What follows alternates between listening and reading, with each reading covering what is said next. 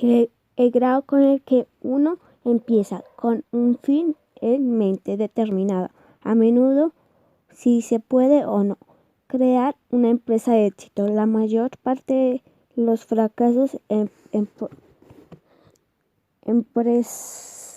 empresariales comienzan en la primera creación con problemas tales como la subutilización, una mala comprensión del mercado o falta de un plan. Lo mismo vale con el respeto a la paternidad.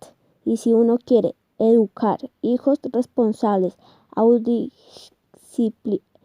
disciplinados, debe tener claramente presente ese fin cuando interactúa con ellos día tras día. No debe comprometerse con los niños de modo que pueda animar su autodisciplina o no autoestima en grados diversos.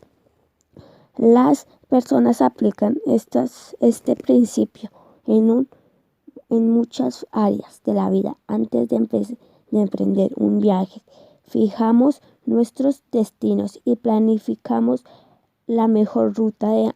Antes de hacer un jardín, los distribuimos mentalmente o tal vez en un papel que se escriben los discursos antes de comunicarlos. Se diseña la ropa antes de enverar la aguja. En la medida en que comprendamos el principio de las dos creaciones y aceptamos la responsabilidad de ambas, actuaremos dentro de los límites de nuestro círculo de influencia y aplicaremos en la medida que nos operamos en la armonía con el principio y nos hagamos cargo de la primera creación. Reducía ese círculo, por decirnos una omisión. Todas las cosas se crean dos veces, pero no todas las primeras creaciones responden o decidimos conscientes en nuestras vidas personales y si no desarrollamos autoconciencia y no nos hacemos responsables de las primeras creaciones, estamos permitiendo por omisión que otras personas y las circunstancias que están afuera del círculo de influencia den forma a una gran parte de nuestra vida. Vivimos relativamente los guiones que han puesto en nuestras manos la familia, los compañeros, las agendas de otras personas, las presiones de las circunstancias, los guiones de años anteriores de nuestra educación, de nuestro condicionamiento. Esos guiones provienen de personas que no de principios y surgen de nuestras más profundas vulnerabilidades, de nuestras más profundas dependencias respecto de los demás y de nuestras necesidades de aceptación y amor, de pertenencia, del sentido de nuestra propia valía, de la sensación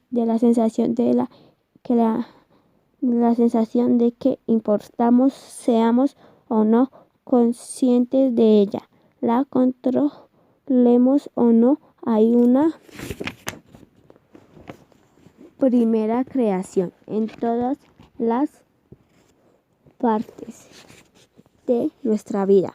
Somos la segunda creación de nuestro propio destino proactivo o segunda creación de nuestras agendas, de otras personas, de las circunstancias y de los hábitos del pasado. Las capacidades exclusivamente humanas de la autoconciencia, la imagen y la conciencia moral nos permite examinar las primeras creaciones y haremos cargo de nuestras primeras creación. Escribiremos nuestras propias guiones. Dicho de otro modo, que el primer hábito dice: tú eres el creador del segundo hábito. El primero, creación. Liderazgo y administración, las dos creaciones. El segundo hábito se basa en principios de liderazgo personal, lo que significa que el liderazgo es el primer creación. Liderazgo no es administración. La administración no es la segunda creación de que examinaremos en el capítulo sobre el tercer hábito, pero el liderazgo va de primero. La administración se centra en el límite inferior, como puedo hacer mejor ciertas cosas. De liderazgo aborto el límite superior, cuáles son las cosas que quiero realizar en palabras del Peter Drucker y Walker Berlitz. Administrar es hacer las cosas bien, liderar es hacer las cosas correctas. La administración busca la eficiencia en el hacer las cosas correctas, en el hacer por las escaleras del éxito. El liderazgo determina si la escalera está o no apoyada en un lugar correcto. Se puede captar rápidamente la importancia de diferencia que existe entre ambos conceptos, pensando en un grupo de productores que se abren camino en la selva. Con sus machetes son los productores los que resuelven los problemas, los que cortan la maleza y limpian el camino. Los administradores van detrás de ellos, afilando los machetes, escribiendo manuales de política y procedimientos, llevando adelante programas para el desarrollo muscular, introduciendo tecnologías perfeccionadas y estableciendo hojas de trabajo programadas remunerativos para los machetes. El líder es el que trepa el árbol más alto, supervisa toda la situación y grita: selva equivocada. Pero ¿cómo suele responder los ajetreados productores y administradores? Cállate, estamos avanzando como individuos, grupos y empresas. Estamos a menudo tan atareados cortando maleza que ni siquiera nos damos cuenta de que trabajamos en la selva equivocada y en el cambiante entorno en el que vivimos hace liderazgo efectivo hoy más que nunca un factor crítico de todos los aspectos de la vida, independiente e interdependiente.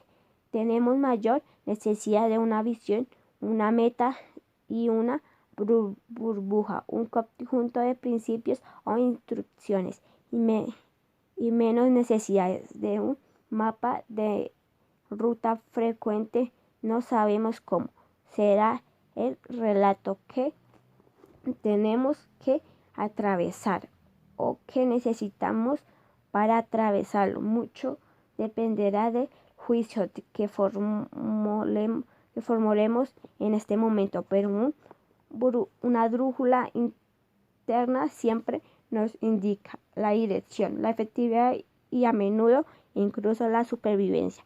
No depende solo del esfuerzo realizado, sino también de que se realice en la selva correcta y en la metamorfosis que tiene lugar en casi todas las industrias y profesiones. Requiere liderazgo primero y administración después.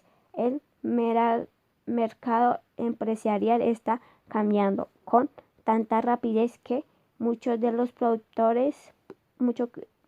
productos y servicios satisfacían los gustos y necesidades de consumir hace unos pocos años. Ahora se hacen quedando obsoletos. De liderazgo proactivo, enérgico, debe controlar constantemente el cambio ambiental y en particular los hábitos motivos del cliente y proporcionar la fuerza necesaria para organizar los recursos en la diferencia correcta. Cambios totales como la desregulación de la industria aérea, los costos astronómicos de los servicios sanitarios y la mayor calidad y cantidad de automóviles importados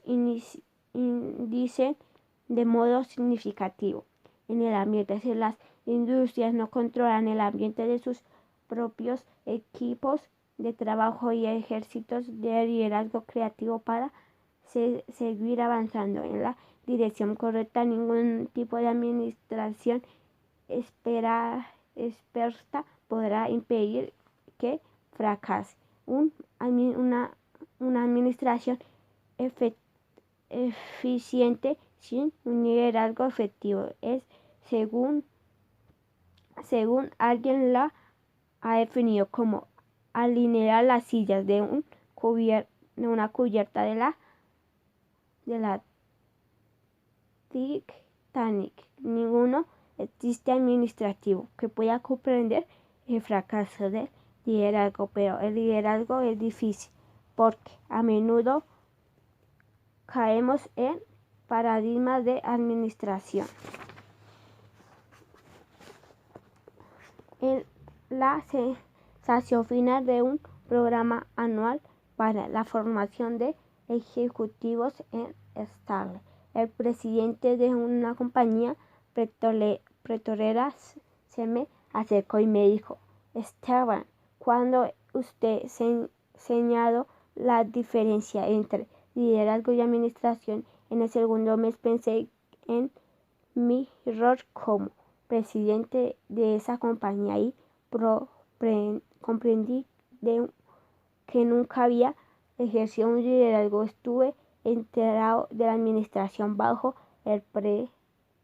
la precisión de todos los desafíos y detalles de la logística cotidiana, de modo que decidí retirarme de la administración. Puede conseguir otras personas que se encarguen de ella. Quiero liderar realmente mi organización. Fue duro sufrir todas las penurias de dejar de tratar muchas de las cuestiones urgentes y apremiantes que tenía frente a mí y que me daban una sensación de éxito inmediato. No obtuve muchas satisfacciones cuando empecé a luchar con los problemas de liderazgo superior a la cultura, organización y análisis profundo de problemas y aprovechamiento de nuevas oportunidades. También otros padecieron las penurias del retiro, de tener que abandonar un estilo de trabajo cómodo, echaban a menos mis fáciles accesibilidad, se guiaban pretendiendo que yo estuviera disponible para ellos, para responder, para ayudar a resolver cotidianamente sus problemas, pero persistió absolutamente convencido de que necesitaba ejercer liderazgo y lo hice. Hoy en día de nuestra empresa es totalmente distinta. Interactuamos adecuadamente con el ambiente. Hemos duplicado nuestras operaciones y cuadruplicado los beneficios. Estoy el liderazgo. No tengo ninguna duda de que a menudo los padres también están atrapados en paradigmas de la administración y piensan más en control de la eficiencia y las reglas que en el avance de propósito y los sentimientos de la familia. Y en nuestras vidas personales tenemos una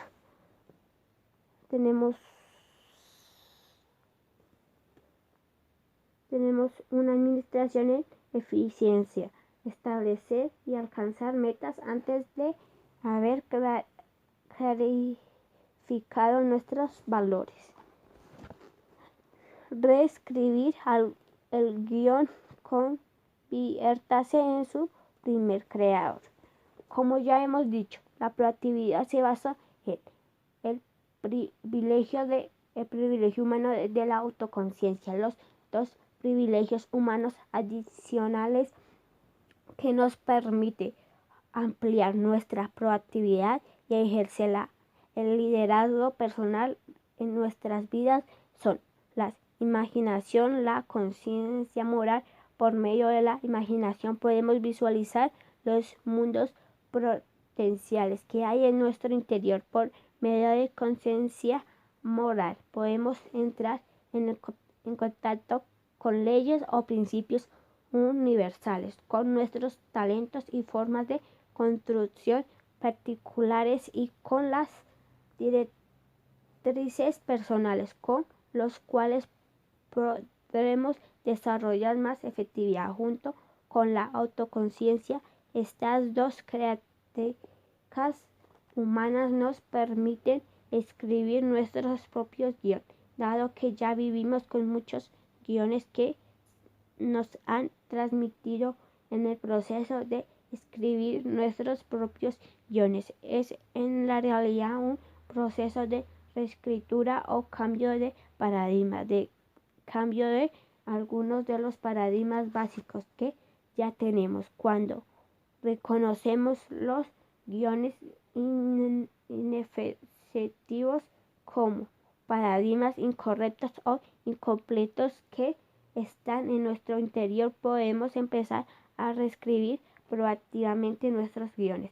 Creo que una de las descripciones más inspiradoras de ese proceso es la reescritura de en la autobiografía de Anwar el-Sadat, el expresidente de Egipto. Sadat había sido educado en el oído a Israel, inculcado mediante profundos guiones en la oportunidad, dijo por la televisión nacional: nunca estrecharé la mano de un Israel mientras ellos ocupen un centímetro del suelo árabe. Nunca, y multitudes enormes en todos los países correaron nunca. Con ese guión reunieron la energía y unificación, la voluntad de toda la nación. Aquel guión era un independiente y nacionalista y despertó profundas emociones en el pueblo, pero era también muy tanto y Sabat lo sabía. Aquel guión ignoraba la realidad de la situación religiosa y sumamente independiente, de modo que Sabat lo reescribió. Aquel era un proceso que había aprendido de joven cuando estuvo acercado en la selva de asilamiento. 54 prisioneros. Central. El Cairo, como consecuencia de su participación en una conspiración contra el rey Farouk, había aprendido a distanciarse respecto de su propia mente examinarla para ver si los guiones eran adecuados y sensatos. Había aprendido a vaciar su mente y, por medio de un profundo proceso personal mediante trabajar con sus propias escrituras, sus propias formas de plegarias y reescribirse a sí mismo. Dice en su libro que casi lamento tener que dejar la selva, porque fue allí donde comprendí que el verdadero éxito es el éxito que se obtiene con uno mismo.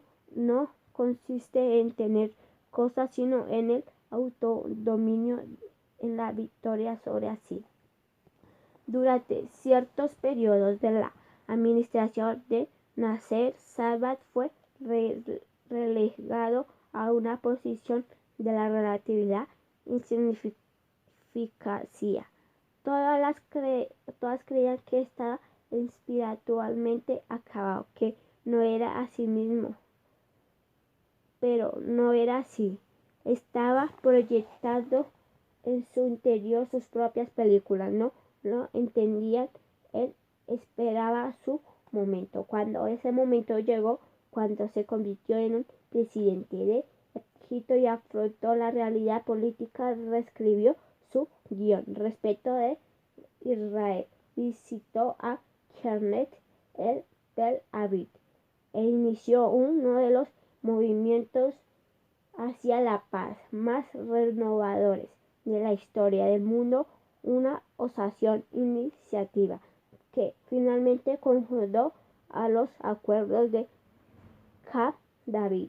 Sadat supo emplear su autoconciencia, su imaginación y su conciencia moral en ejercicio de liderazgo personal para cambiar un paradigma esencial. De modo en que veía la situación, trabajó en el centro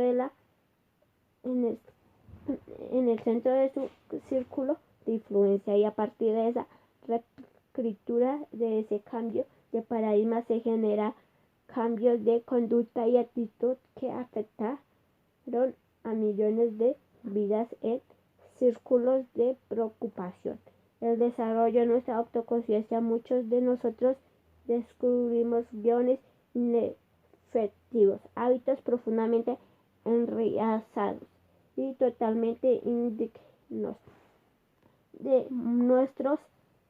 nosotros por completo, incongruentes con las cosas que verdaderamente valoramos en la vida. El segundo hábito dice que no es obligatorio vivir siguiendo esos guiones.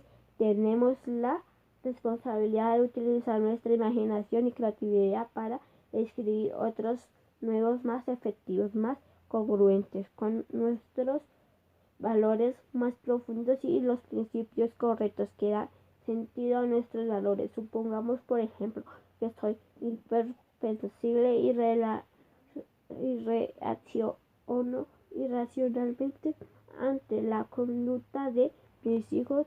Supongamos que cada vez que empiezan a hacer algo que parece que es inadecuado, siento que inmediatamente un nudo en la boca del estómago. Esto frente a una muralla que tengo que escalar. Me preparo como la batalla de mi objetivo. No está en mi desarrollo y comprensión sí a largo plazo, sino en la conducta inmediata. Trato de ganar la batalla, no la guerra. Expongamos públicamente mis municiones. Soy más grande, ocupa una posición de autoridad y grito o inmedito, amenazo o castigo, y gano allí estas victorias entre los escombros de una relación rota, mientras mis hijos se someten exteriormente a interiormente se revelan reprimiendo sentimientos que más tarde surgen de modo aún peor.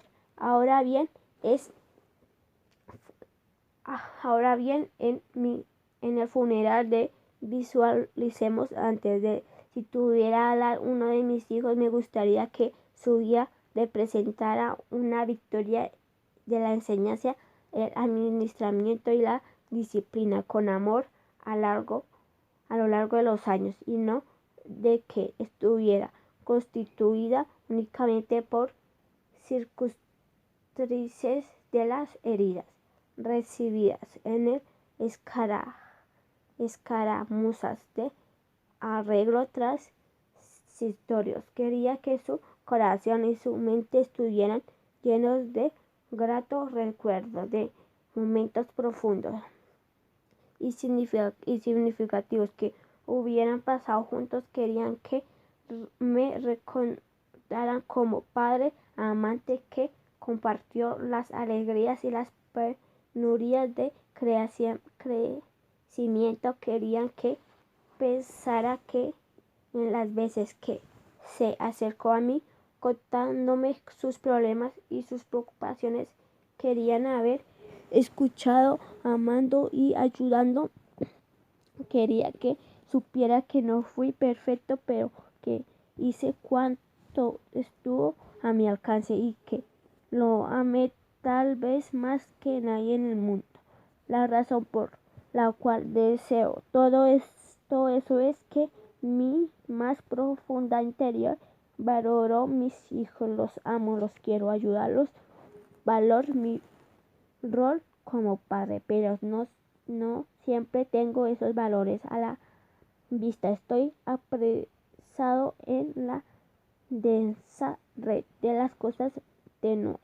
Lo que importa está enterando bajas capas de problemas aprendientes, preocupaciones inmediatas y conductas exteriores, y el modo en que interactuamos cotidianamente con mis hijos tiene un poco que ver con mis sentimientos profundos respecto de ellos, como autoconciencia, como tengo imaginación y conciencia moral, puedo examinar mis valores más profundos, comprender que el guión con el que vivo no está en armonía con esos valores, que mi vida no es productiva de mi propio designio proactivo, sino el resultado de la primera creación que he dejado en mis manos de las circunstancias de otras personas, y puedo cambiar, puedo vivir